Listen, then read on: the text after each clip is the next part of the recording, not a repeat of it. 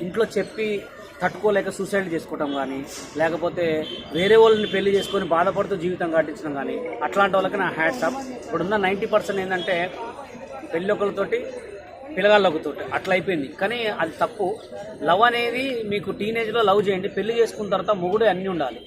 అలా అలా మారినంత కాలం ఇక ఇంతే ఉంటుంది. కానీ రాను రాను ఎక్కువ ఖరాబ్ కావడానికి కారణం మొత్తం ఫోన్ వల్లనే మొత్తం నాశనం. ఫోన్ వల్ల ఒక తల్లికి రిలేషన్ లేదు, ఒక అమ్మ నాన్న రిలేషన్ లేదు, ఒక అక్క లేడు, తమ్ముడు లేడు, ఎక్కడ ఏం లేదు.